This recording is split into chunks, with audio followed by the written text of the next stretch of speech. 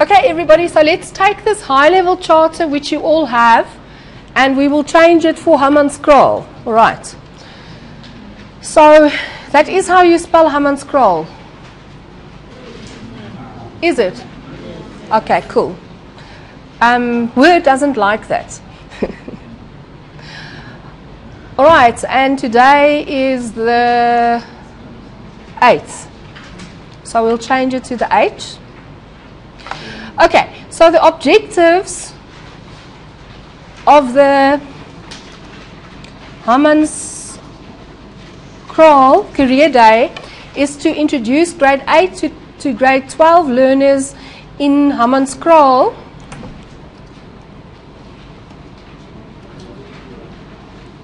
to various career opportunities.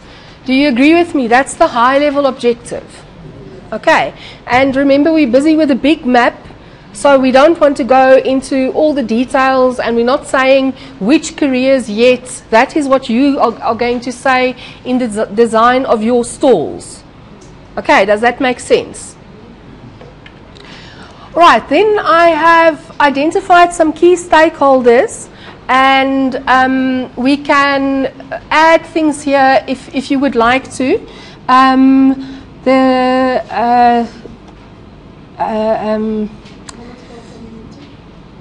Hammanskraal community. Okay, because the person who's going to arrange the venue and everything for us at Hammanskraal is my assistant, because she has contacts and she has done a career day there before, although on a much smaller scale. Okay, so student assistant, and her name is Gemotso.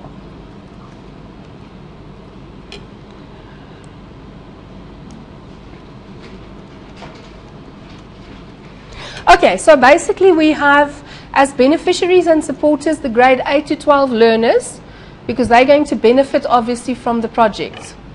Then we have the Hammanskraal community, we have the parents, we have the schools, and we also have TUT. The reason that I've put TUT here is because TUT benefits, because if we tell the kids about the careers they can do, they might come here and study. Right, so we can put other universities as well. Would you like me to do that? Sorry? Yes.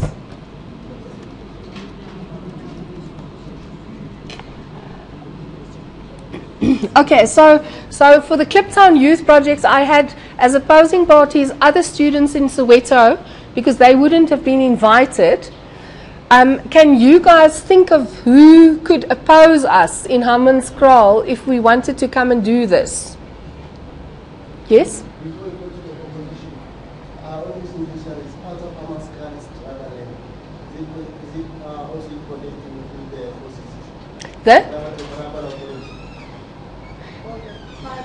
The tribal leaders. Okay. Okay, so tribal leaders. So we would need to get them to support us. Okay, all right. Okay, is there anybody, or do you think that there's anybody who's going to oppose a career day in Hammanskraal? Can I ask something? Where is it going to be held? Is it in a specific school? Yes, it's in a specific hall in Hammanskraal.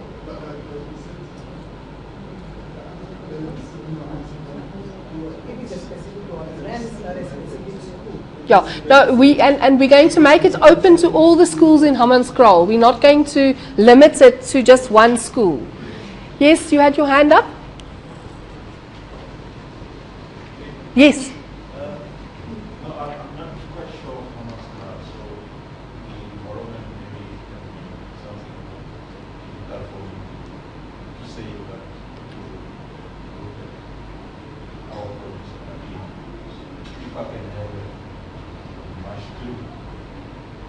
Okay.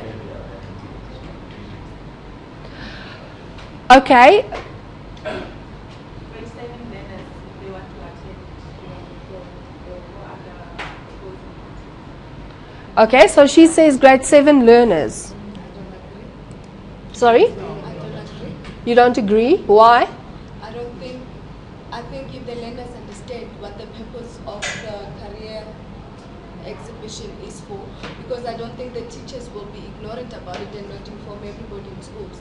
So I think if we're saying that they're going to be opposing, then we should be saying that it's something that they should be a part of, but then we're saying we're not going to give them the opportunity to be a part of it. But then if the principal and the school teachers explain to them what the purpose of the career exhibition is, I don't think they'll oppose. The thing is, if you read under objective, it says from grade 8 to grade 12. And I'm saying that they might oppose it. Okay, if I can clarify something, in Hammanskraal, if you can remember, it used to be Tatana. So, in terms of school, they have 3 phases. They have primary, secondary, and high school. So, usually the grade 5, the grade 7 that we are talking about, they'll be in a primary level. So, we don't see them opposing this because we're focusing from the grade 6, which is previously standard 6 to standard 10. So, those ones are still in primary level. Okay, so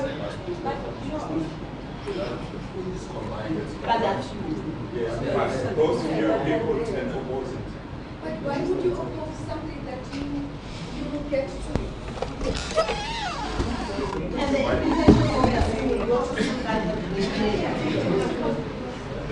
It's not like it's not something that will never have access to. but it doesn't have the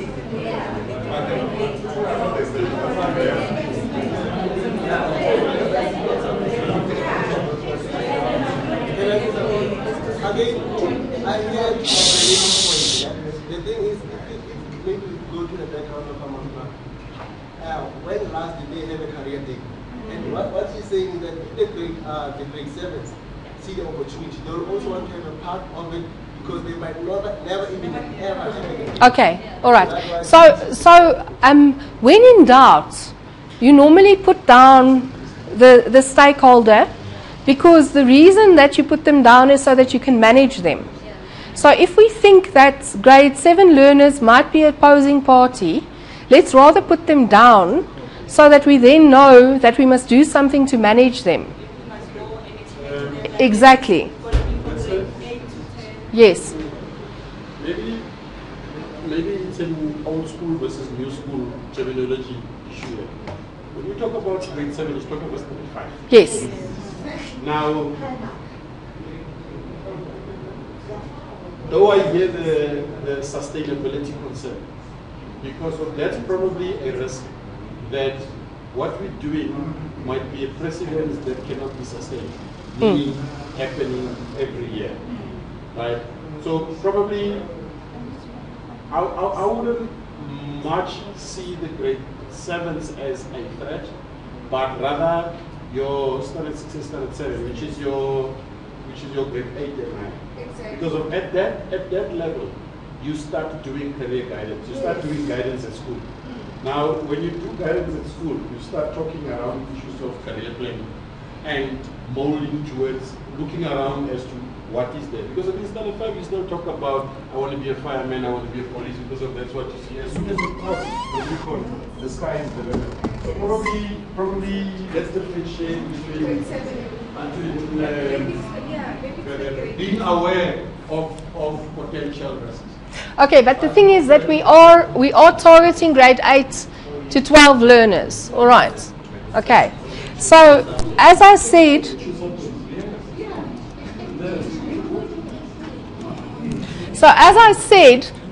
when we have this discussion around our projects, if we think that something some party could oppose, we put them down so that we can then manage them. All right? Because otherwise we just forget about them, and then on the day maybe there's 1 million grade 7 learners that also now want to come in.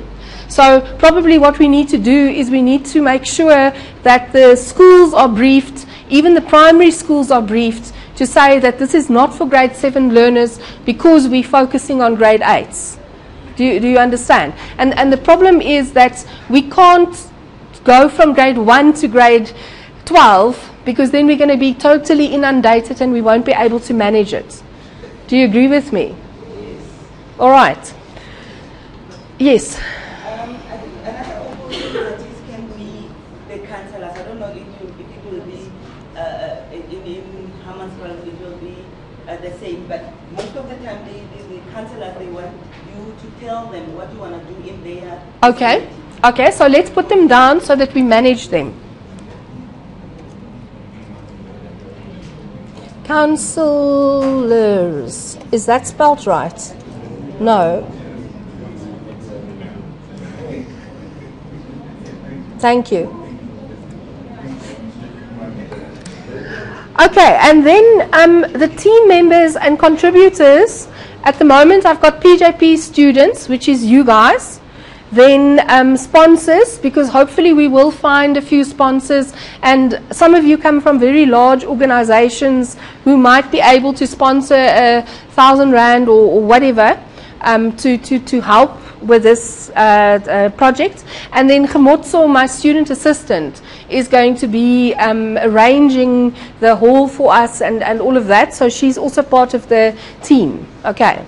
And then the regulatory bodies, the only regulatory body I could think of is the police, because I think that we need to phone the police and tell them what we're doing, and we need to make sure that on the morning of the 27th there is no community action happening in Hammanskraal, because I don't want to expose you guys to any danger. Okay.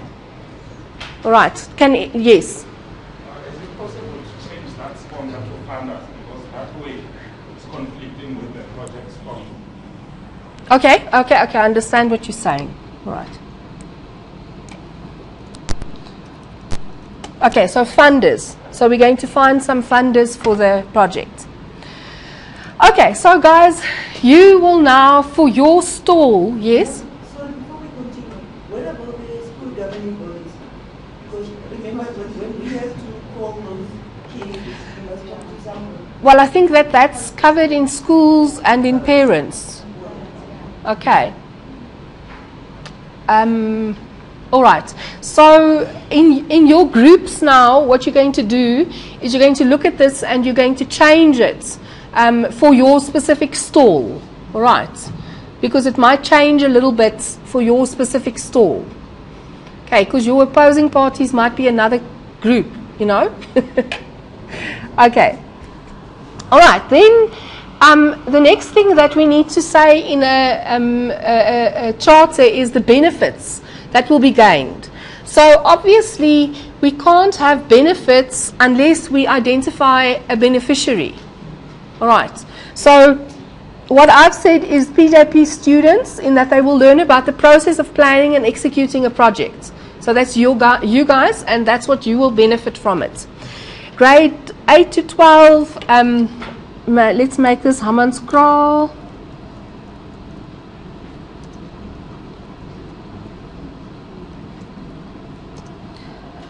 Learners will have an opportunity to learn about various career opportunities.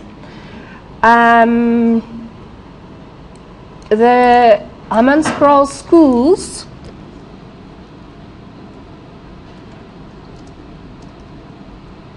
will be aware of different careers that they can recommend to their learners, and TUT will make a contribution to a worthwhile community service project. Because remember, for TUT it's important that we do a community engagement, so this project will give us brownie points as well. All right. And now, of course, you guys must go and do this for your stall. So who are the beneficiaries of your stall, and what are they going to benefit? Okay, and you must stop me if you don't understand something, all right? Because unless I'm stopped, I'm going to continue. Do we have a deal? Okay. So then the summary scope is to develop a career day for grade 8 to 12 learners in Hammanskraal to ensure that at least okay, so I think this 20 is going to change to about 8. I don't know how many groups there are, we'll check. But to ensure that at least 8 different careers are showcased To design, develop or source information that can be given to learners, to arrange furniture and decorations required for stalls, and to obtain funding where necessary. Okay, so this is the high level scope. So please take note that we are not going into the detailed plan of exactly how we're going to do it, who is going to do it, how long it is going to take, because that comes in the project plan. Here we just want to high level say this is what we are planning to do. All right. And so now you must go and do that for your stall. So your stall will be a little bit more detailed, because it will be specific to the career that you choose.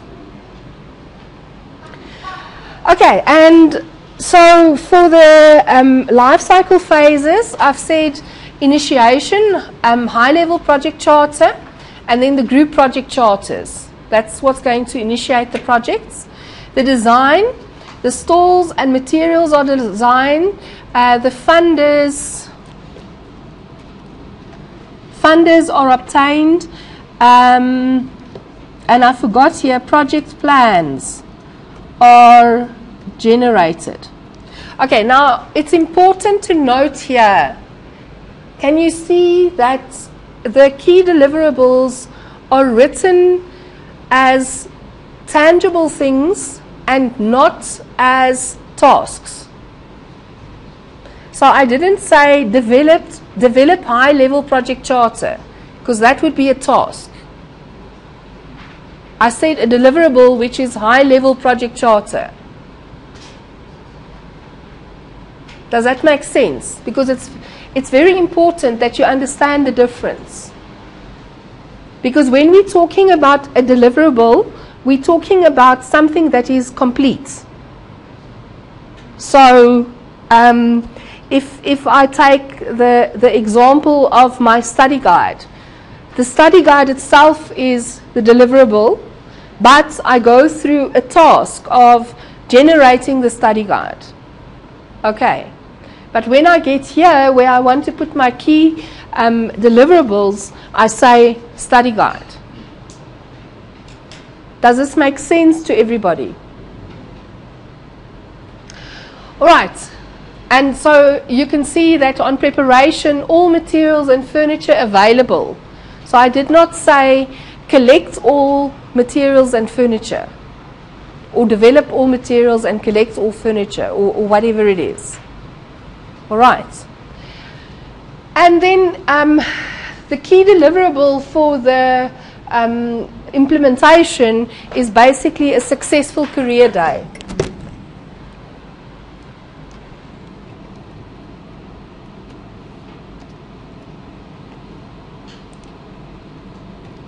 Ach, no, man. Right. Okay, and then, so is everybody happy about the life cycle phases and the key deliverables? Remember, you're going to do this for an individual project in your environment. So you need to understand how to do it, and you're going to get some practice now in your groups to do it. And then at the end of the day, for your individual assignment, you're going to do it. Okay. Right, then remember we said that the problem with most projects is that we don't have a measure of success. So we go in, we do the career day, and we go away. All right? So how are we going to measure the success?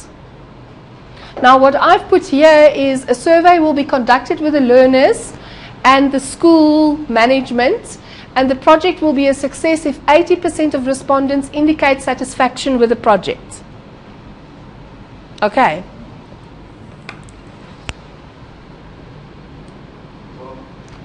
Yes?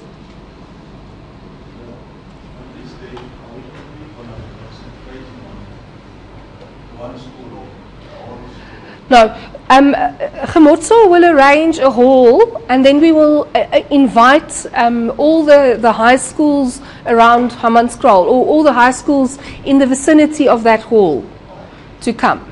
Yeah. So is everybody happy that this is a measure of success that's doable and that will give us an indication of whether this project was successful or not? Yes. You're going to do this after, or you mean whilst the thing is like they fill little forms? Yes. So at the end of the day, or we'll at a gate where everybody leaves, we'll ask them to quickly just fill in the form. So it'll be quick, like 5 questions or something, so that we can just collate that and then say, yes, it was a success, or no, it wasn't a success. All right, and we might even ask a qualitative question in terms of how do you think we should improve in future, something like that.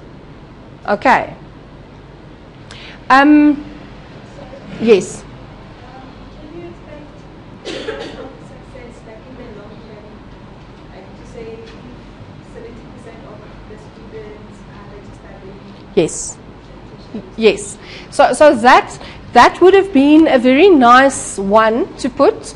So if we could take the names of all the matrics, and we could then track them and see whether they actually registered at a tertiary education institution next year. All right. That would be a very nice measure of success. I didn't put it up because I think it will be difficult to do, and I want us to be able to just do this and close out the project and then just understand how we did.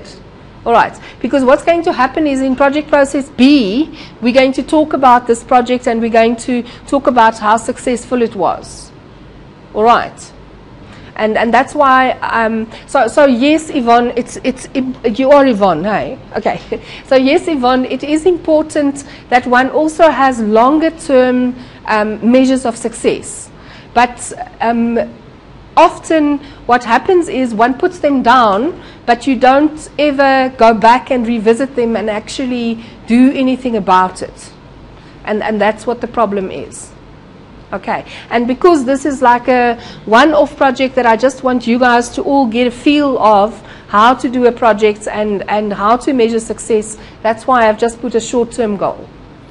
Sorry, there was another hand somewhere.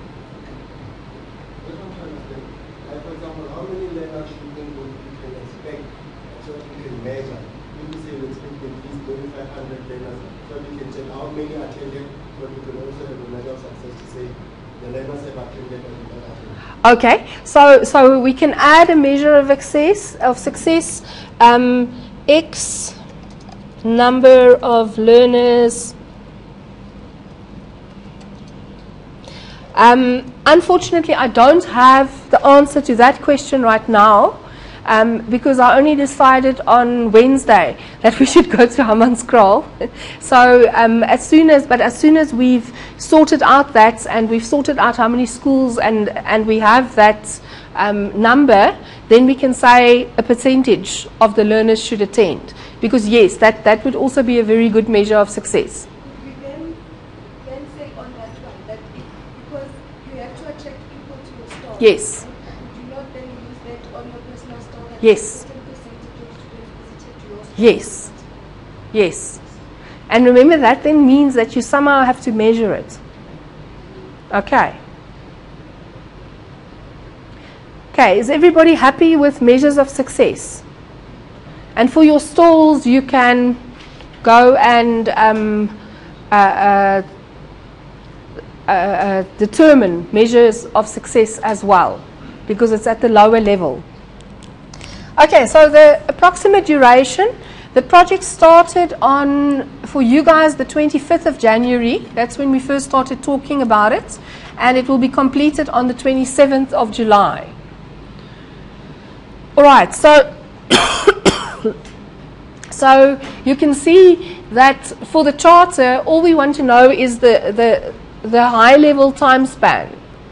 We're not interested in this task will take from here to there and this task will take from here to there, because that's what comes in the project plan. And the project charter is just to get the go-ahead to do the project. Okay. Okay, and then the approximate cost. The costs will need to be determined by the individual groups. Funding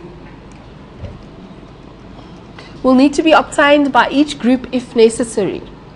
Okay, so I haven't put in the high-level plan any funding. You guys will need to decide if you need funding and whether you can get funding. Okay, so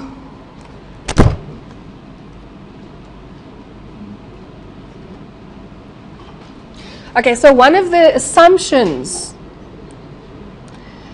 that I'm making is that Hammanskraal learners will be available on 27 July, because that's the date that we've now set. And if they are all away on some or other camp or whatever, that's going to be a problem for our project. Do you agree with me? Okay.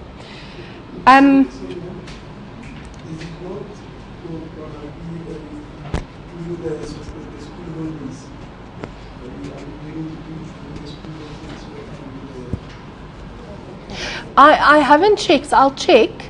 But do you think it's a problem if it is during the school holidays? Why? They disappear. Okay. All right. Okay. So is it not during school holidays? Okay. Okay. All right.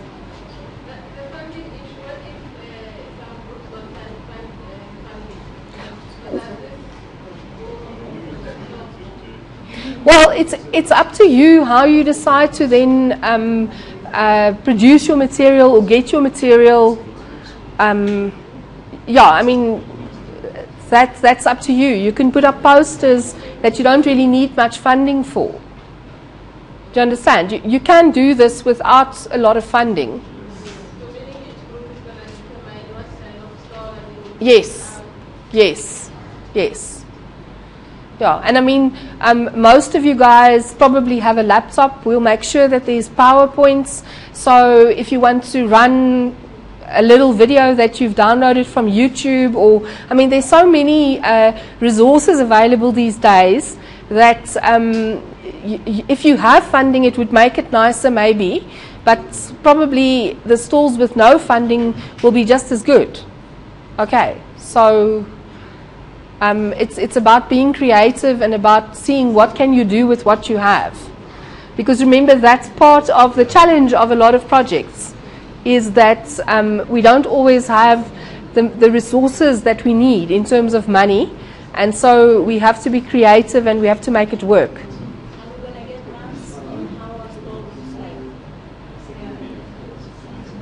Yes. Yes.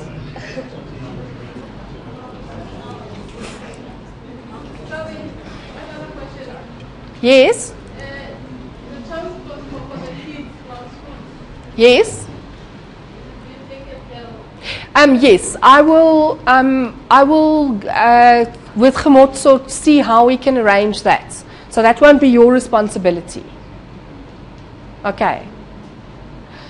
So maybe what I should do is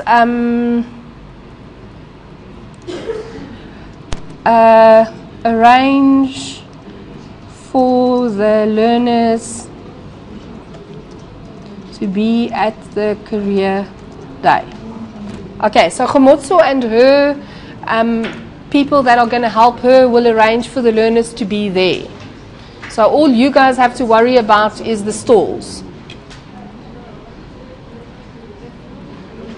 Sorry? How long are we going to be there? The whole thing? Well, that we must still decide, yes? Refreshments for students? Yeah, okay, that's what she was saying, is are we going to be there the whole day? What do you guys think? I think those things form part of the sponsors. Okay, you can say to us, well, this date, give me feedback, how far and all.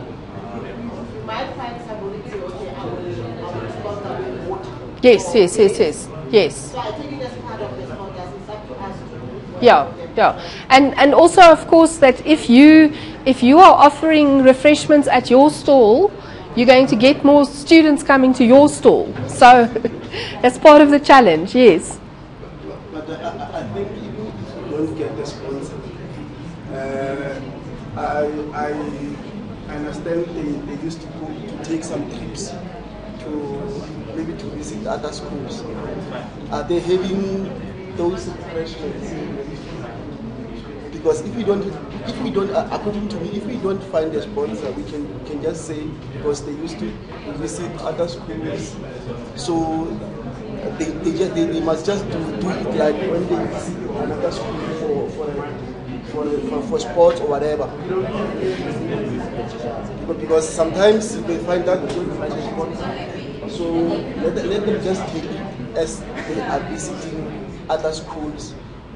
What are they eating? Yes, yes. Okay. So in other words, we can also say to the students that they must bring their own refreshments.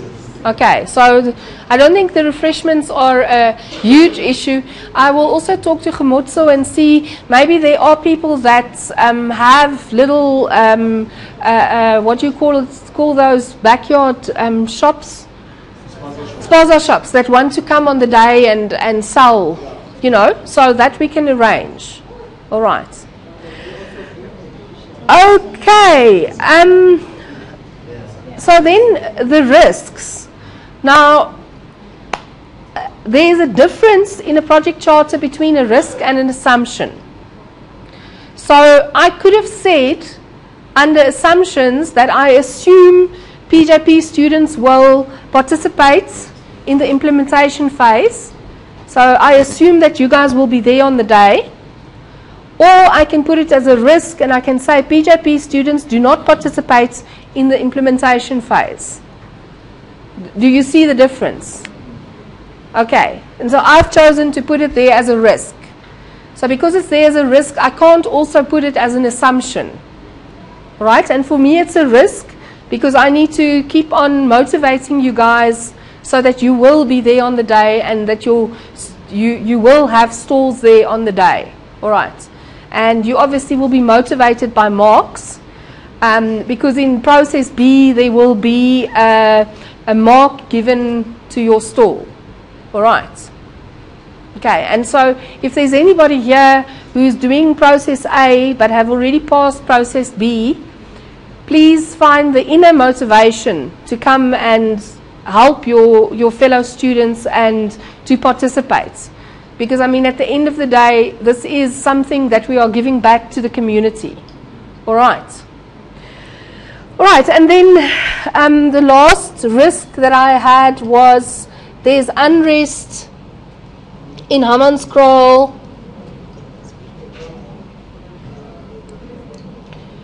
On the 27th of July, which makes it impossible to implement the projects on the day. Okay, are there any other assumptions that you think that we should add? And are there any other risks that you think we should add? Sorry, theft. Okay, so security on the day is a risk. Right, any other risks or assumptions?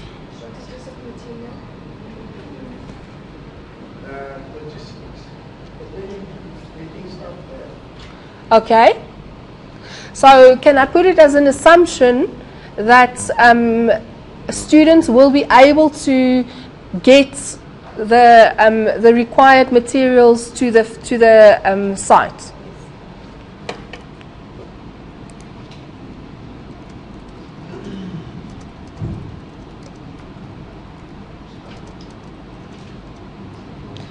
To transport.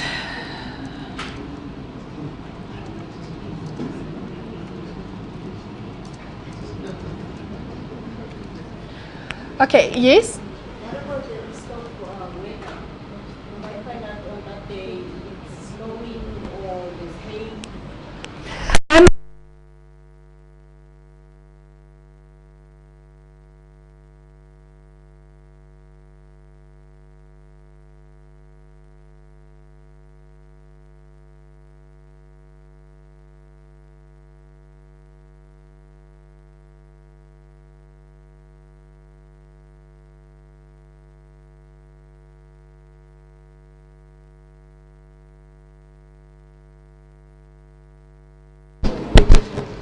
There we go.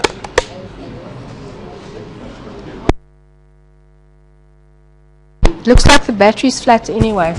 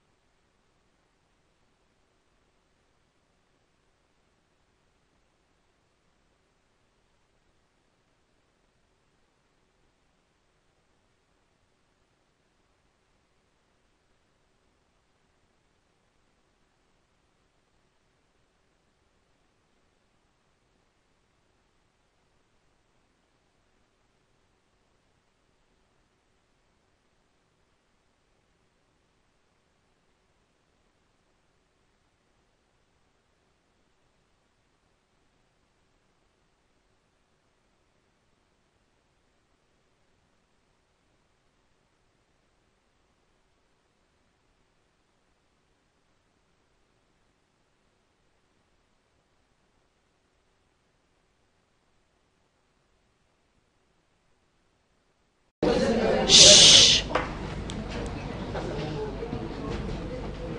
So is it okay to ask you? Yes. So, I just want to what grade you're in.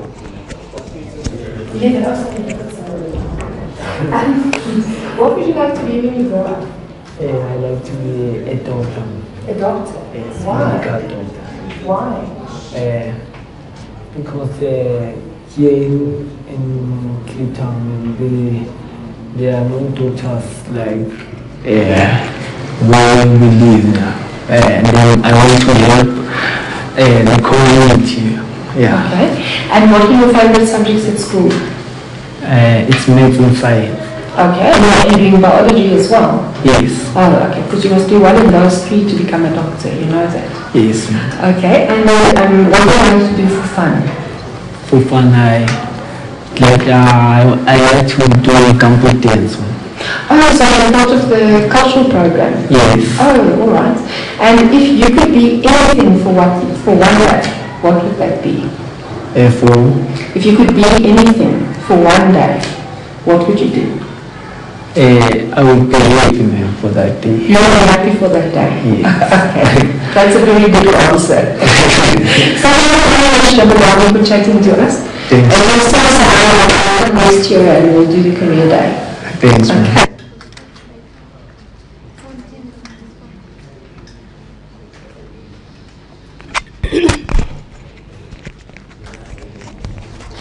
Okay, so that was a little bit of inspiration for you guys to start off with. I'm trying a new experiment today where what I'm doing is I am recording my lecture and then I will make it available online so that if you want to go and look at something again, or if you didn't understand something the first time, you can go and look at it again. All right. Also, on Monday, I was very ill. I'm still ill. I've got the flu, so I didn't really lecture in detail. So I'm going to make it available for the Monday people as well, so that they can also just get the proper lecture. So if I pass out or if I start talking incoherently, then you know it's the flu talking. All right. Oopsie. That was the bag. All right, so today we're going to be talking about project initiation. Please sign the attendance register and write your group number if you have a group number. If you're still battling with getting a group and getting a group number and getting registered on My Tutor, don't worry about it. We'll sort it out when we start doing the group work which we will do just now. Okay, so today we're talking about project initiation. So the main outcomes is that we want to be able to develop a list of stakeholders and we want to be able to develop a project charter. So why do you think it's important to identify project stakeholders? Can everyone please just switch their cell phones to silent?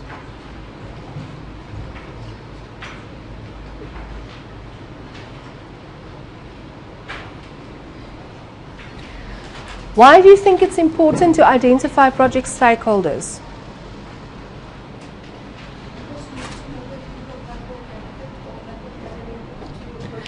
Sorry, Senju, can you speak up? I didn't hear you. We need to know everybody that would influence your project, so it's important to identify everyone that would have an influence. Okay, so we want to know everybody that would influence our project. Why do we want to know everybody that would influence our project?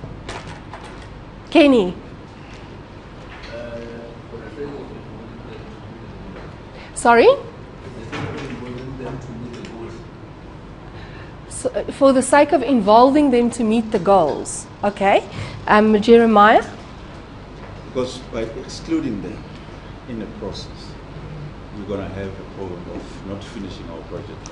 So we need to involve them on a start meeting, and then we have to have a concrete information so that when you start a project, you know exactly what really the client is looking. Because even the client as well as the managers or the sponsors are the one who actually keeps us going, and we must know what is really okay. All right. So if you remember our little picture of the tree and the swing, we need to involve all the stakeholders so that at the end of the day we deliver what the client actually requires. All right.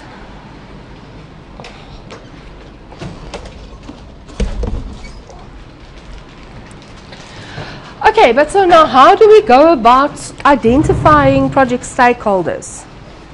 So the first question is, what are project stakeholders? I've asked you why are they important, but what are they? Who are they? Who are these animals? Yes, speak up please. Sorry, I can't hear you. Okay, so they're people that can influence the outcome of your project. Yes, Yvonne? Okay, and those that are influenced by the project. Okay, so I would love this guy to be my project stakeholder. You can see he's holding the stake and he can come and braai at my house any day. Although my husband might not be so happy. Okay, but so the ones in one of the interviews 2 years ago, I asked the question to one of the students, what is a project stakeholder? And they couldn't answer the question. So I said, is it the person that holds the stake at the braai? And my colleagues have been teasing me about that ever since. Right, so a stakeholder is not the person holding the stake at the braai.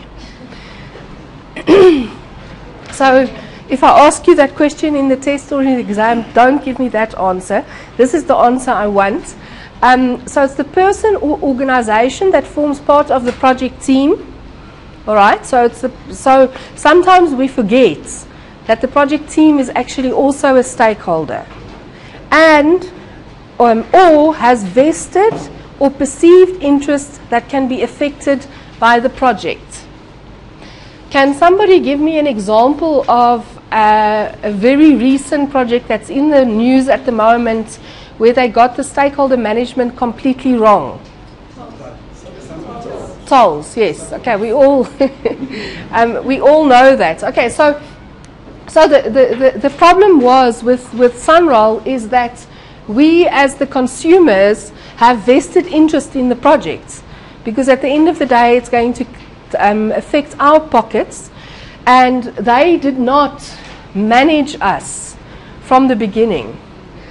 They built the beautiful roads and whatever, and then one day suddenly we found out that we had to pay a fortune in order to use the beautiful roads. Okay, So they got their stakeholder definition wrong. And can you see that we're talking about project initiation, and stakeholder definition is one of the first things that we do. So right at the start of the project, we do our stakeholder definition. Okay, so here is just a list of typical stakeholders that you will find on a project. So clients, customers, owners, or other recipients of deliverables. So we can call those beneficiaries as well. Well, some of them, recipients of deliverables, are definitely beneficiaries. Okay, so in the Sunroll project, who are the beneficiaries? Yes. Car owners are supposed to be the beneficiaries. Who are the beneficiaries at the moment? The people that are pocketing our money. Okay, so there has to be an equitable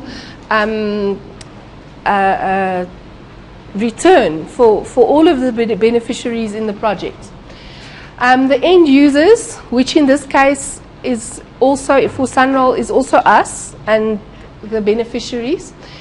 Functional managers, project managers, senior managers. So this you could see is part of the project organization. Then financiers or sponsors, joint venture partners, because a lot of these really large projects are done with joint ventures. Environmentalists, and environmentalists are often those that can oppose our projects and can make our projects fail if we don't manage the environment and the impacts on the environment of our projects properly. Then society at large, and that's where projects can also sometimes fail if you forget that there might be an impact on society at large, and society at large might come and toy against your project if you don't manage them right from the beginning. And then the project team members. So in the final analysis, we can take all of these project stakeholders and we can classify them as beneficiaries and supporters. So those are the people that are on our side, that want our project to succeed and who will benefit from our project. Opposing parties, so these are the guys that don't want the project to succeed for whatever reason. Sometimes that would be for political reasons. Then we have team members and other contributors, because the team is the core team of the project, but remember that we sometimes subcontract parts of the project, and we sometimes get sponsors for parts of the project. And so they would be part of the contributory bodies. And then the last one is the regulatory bodies. Now, it's important to understand that regulatory bodies are people with teeth, or bodies with teeth. Okay, so they can bite us, they can do something, fine us, they can basically stop our project. Okay, so typically if you think about building, a building inspector is part of a regulatory body, and if they come and inspect your building and it's not up to standard, they can make you break down what you've built up to there and redo it. Okay. The important thing to note as well, which I find that the students, especially when you guys do your individual assignment, don't realize, is that a standard is not a regulatory body. Okay? So the ISO standard is not a regulatory body. The regulatory body is the body that enforces the ISO standard in the organization.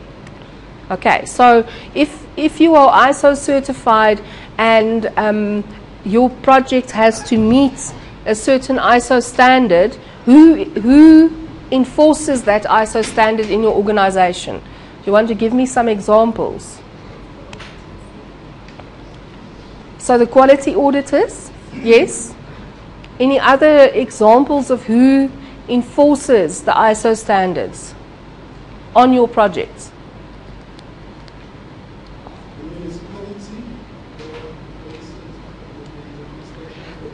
Sorry, Sapiwe, can you talk up?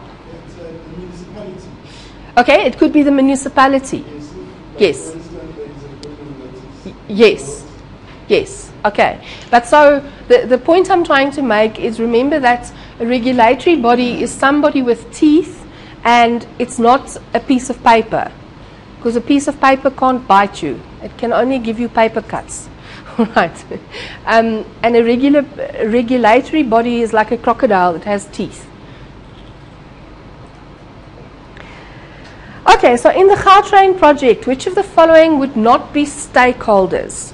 Tourists to the USA from Europe, homeowners near the Gautrain route, the project team, the South African public.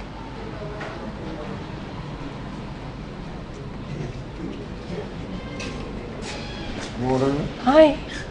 Moes jy nou besig met die klas? Ons het mos gesê dat ek vir die oggende en jy vir die middag. Ja, maar jy het gesê buite die eerste 2 kere. Nee, buite die eerste keer in die 16de Maart. Ja. Nee, jy het nie vir my datum gesê. Kyk, ek was verlede week hier, of voorverlede week. Ja. En die volgende week is ek in die oggend. O nee, ekskuus, ons het mekaar dan misverstaan. Dan is die 16de Maart wat die ding is. Ja, jy het dit vir my gesê nie. Wel, sal jy omgee as ek asseblief vanoggend aangaan, want ek voel baie siek, ek het griep. So ek wil net klaarmaak en huis toe gaan. Ek is baie jammer. Maar nou is my hele storie ook deur mekaar. En ek sê verlede week vir die studente, please confirm with Professor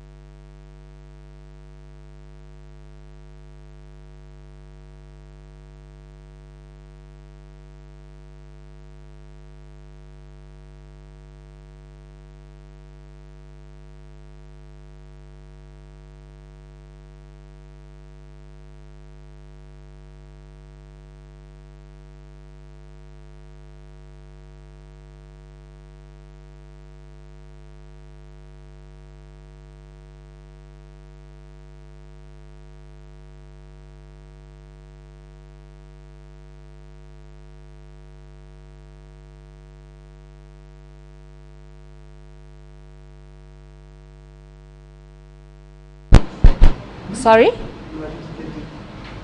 I'm going to lecture today until 11, and then Mr. Heinemans is going to lecture. It just means that some of the group work that you were meant to do in class, you're going to now have to do outside of class. So you can always stay afterwards and do your group work. Okay.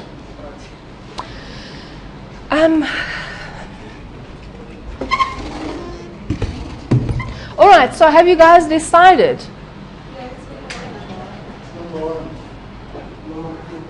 Does anybody have a different number? Why is it number 1? Okay, cool. For the Soccer World Cup, the following were stakeholders: soccer players, South African citizens, German supporters, Nelson Mandela, all of the above, none of the above.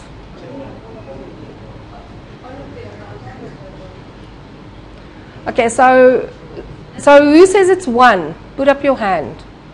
2, 3, You say 2, okay? 3, okay, 4, 5. Okay, so the majority say it's 5. Or I didn't say 6. Okay, so South African citizens were stakeholders because it was about our country and it was about how our country was being marketed. German supporters definitely were stakeholders because they came all the way from Germany to come and support. And if you remember on the news, there were pictures of these huge screens that they put up all over Germany for German people to go and watch the games, etc., etc. Nelson Mandela definitely was a stakeholder. Unfortunately, he wasn't at the opening match, but he was at the closing match.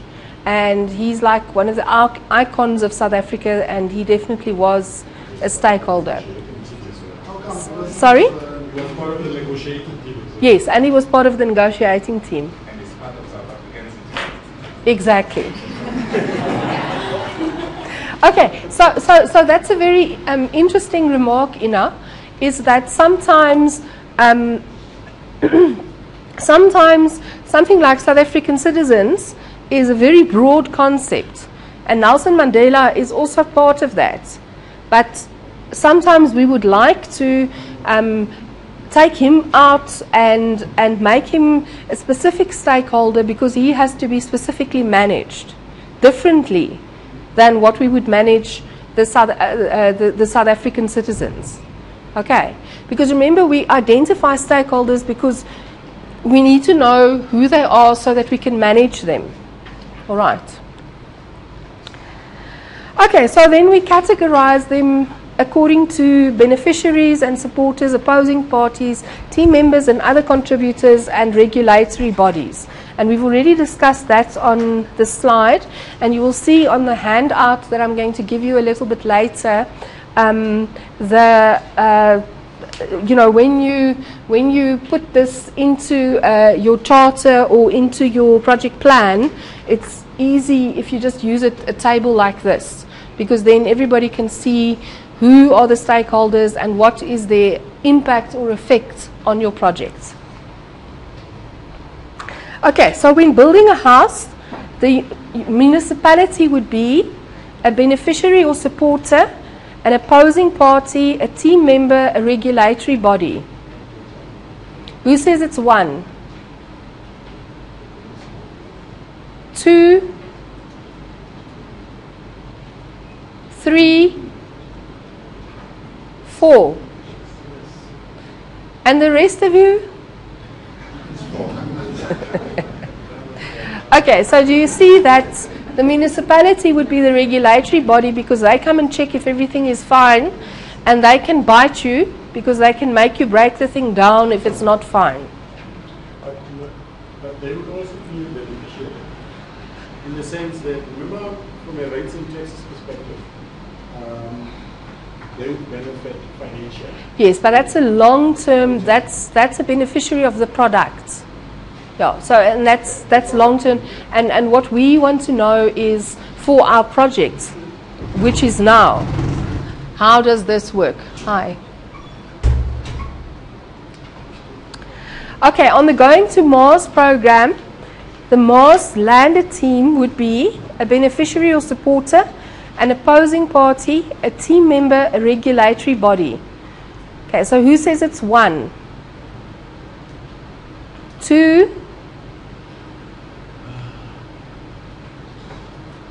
3, 4. Okay, there's some people here that don't know. I'm meant to have clickers for these questions, but I haven't got the clicker software, so I must just get it, and then from next time we'll do it with clickers. Come in.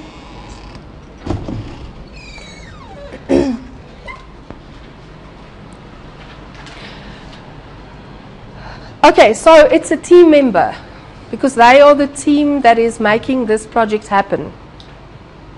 When building a nuclear power station, Greenpeace would be a beneficiary or a supporter, an opposing party, a team member, a regulatory body. Okay, so who says 1, 2,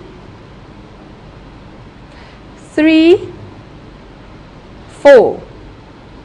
Okay, so Greenpeace is not a regulatory body because they don't have teeth.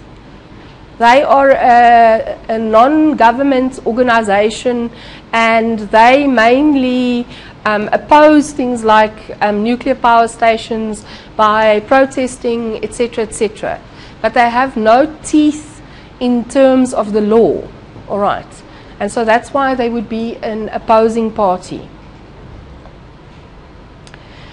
Okay, so are there any questions so far around stakeholders? No questions. So you're all fine, you're all going to be able to identify stakeholders easily. Okay, so guys, I want to just talk to you. We said that we're going to do the career day at Kliptown Youth Project. Subsequently, on Monday, because look, there's the evening class on Monday, and then there's you guys on a Friday. And on Monday, there were 8 groups, and they have pretty much covered a very wide spectrum of careers already. And so I was wondering whether it would be okay with you if instead of taking you guys to Kliptown, we go to Hammanskraal. Because I have contacts in Hammanskraal as well, and we can set up a career day, we can get a hall there and everything. Okay, so is there, who would vote that we go to Hammanskraal? What I will then do is I'll go there and I'll get some photographs and some background information for you there as well. And then we will then go on the 27th of July, because classes start on the 20th. And in the second semester, there are only classes for you guys, there's classes every second week. So the week in between, on the 27th, we will then go to Hammanskraal. Okay. Who votes yes, that you want to go to Hammanskraal, that it's fine? Okay, who doesn't want to go to Hammanskraal? Okay, fine. So I just thought that then our project actually makes a contribution in two communities. And it then again gives you guys the opportunity to choose careers that you want to choose, because otherwise I would have to put up the list of what has already been chosen, and you would then have to fit in with that, and I think that's not very fair. Okay. All right, so for you guys, the Kliptown will now change to Hammanskraal. I haven't changed it yet on the charter, but at this stage, at the high level planning stage, it's not really that much different. Okay, and so when we go into the detail level, I will get the detail level information. Okay. All right, I'm going to skip this for now. Because we're going to look at the high-level charter which I've written, which has the stakeholders, and then you guys are going to spend some time in your groups looking at the stakeholders and all the other things that are in the project charter. Okay, so a project, yes. Just to spell out the word, with regards to the group assignment, wouldn't it be easy and non-confusing that probably you identify a list of these careers and then we can just choose from that? Because of 10 to 1, a particular group might decide to choose, not knowing what the other group has. Yeah, what we did on Monday night, and we'll do that now as well, is I wrote all the group numbers on the board, and then the groups discussed what they wanted to do, and then as they decided, we put it, they put it down. All right. So you could then see what the other groups had already decided, and there was only one group that said engineering, and they wanted to do engineering as a whole. And then there was another group that said civil engineering. And then we decided that the group that said engineering as a whole had put down their names first, so they got engineering, and then the other group had to change. So that worked quite well. There wasn't any contention or problem. Okay. So I'd rather that you guys talk in your groups and be comfortable, and then the race is on to get it on the board. All right. Okay. So that worked in the evening class, and I'm sure it will work here as well.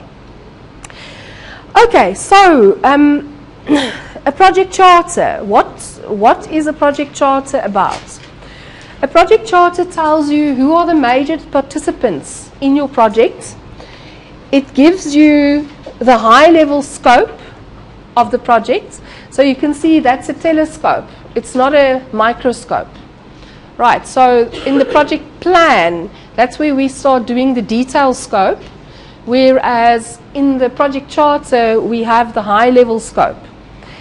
Then we want to know what the objectives are. So what are the targets that we want to meet?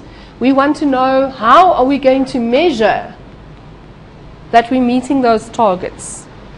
And that's a very important one, which people often forget.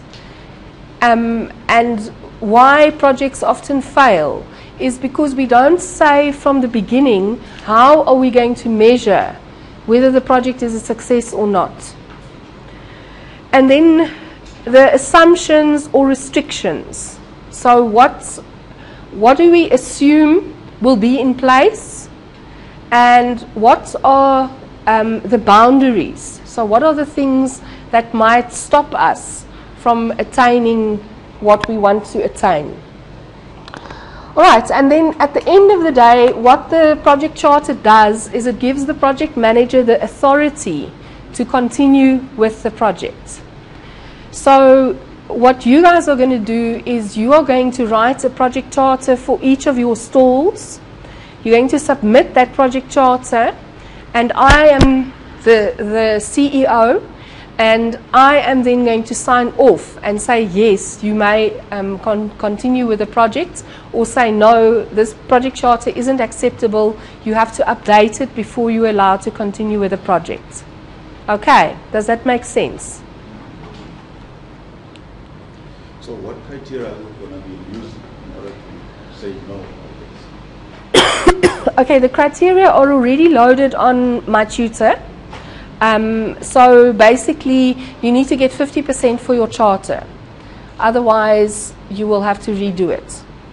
We can look at it now in detail. Yeah. Okay.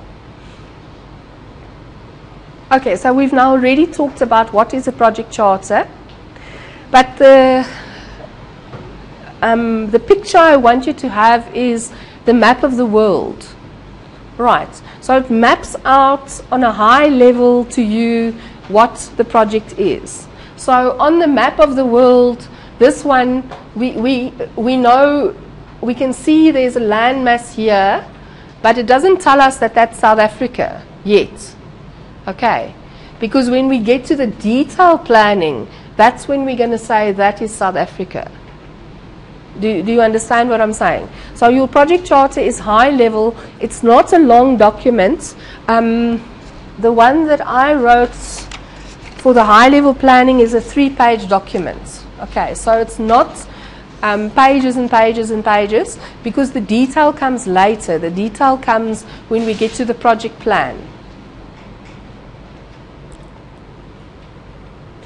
So it's used to obtain approval from the company CEO, as well as funding from outside organizations, for example, the government. Therefore, all stakeholders and role players and each one's individual objectives must be taken into consideration. And for your stall that you are designing, you might consider getting sponsors somewhere. And so you can use the project charter to go to the sponsors and say, we need a few 100 Rand or a few thousand Rand so that we can make the stall as nice as possible. All right, so always keep that in mind when you write your project charter.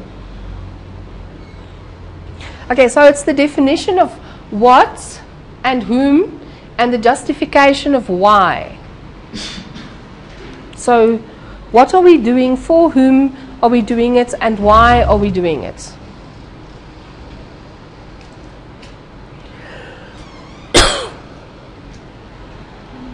Hi. I just want to check this keyboard at the back. Okay. All right, so here are the main components of the project charter. I'm not going to talk through them now because I will open the handout and then we can talk through it in a bit more detail. Okay, so we've now got to the handout part. So,